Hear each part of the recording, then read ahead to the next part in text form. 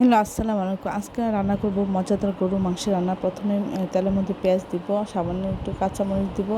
আপনার চাইলে আরও বেশি দিতে পারেন। আর এর মধ্যে দিয়ে দেবো 1 চামচের বেশি 1.5 চামচ আদা বাটা, রসুন বাটা দিয়ে আমরা একটু ভেজে নিব যেন কাঁচা গন্ধটা চলে যায়।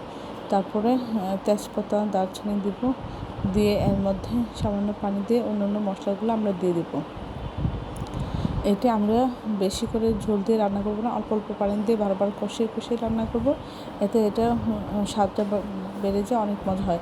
আমরা 2 চামচ মরিচের গুঁড়া দিলাম, তারপরে হলুদের গুঁড়া দিব 1 চামচ, তারপর হচ্ছে আমরা এর মধ্যে ধনের গুঁড়া 2 চামচ দিব, 1 চামচ জিরার গুঁড়া দিব।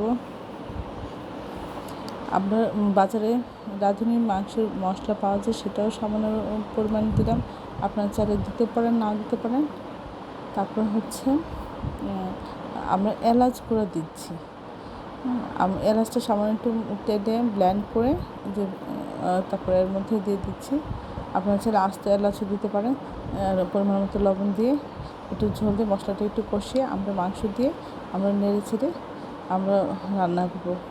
আমরা বেশি করে এখানে ঝোল দিব না, বারবার অল্প অল্প করে পানি দিয়ে ঝোল দিব, অর্থাৎ এক রান্নায় 7-8 বার করে অল্প অল্প করে পানি দিব, কষাবো, ঢেকে রান্না করব।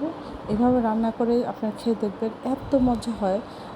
এভাবে রান্না করে খেলে আপনার অন্যদের রান্না খেতে পছন্দ করবেন না, এত স্বাদের হয়ে থাকে। তো সবাই আমার চ্যানেলটি লাইক, কমেন্ট, শেয়ার দেবেন, সাবস্ক্রাইব করে নেবেন এবং এই ধরনের নিত্য নতুন ভিডিও পাওয়ার জন্য সবাইকে শেয়ার দিয়ে সাবস্ক্রাইব করে নেবেন।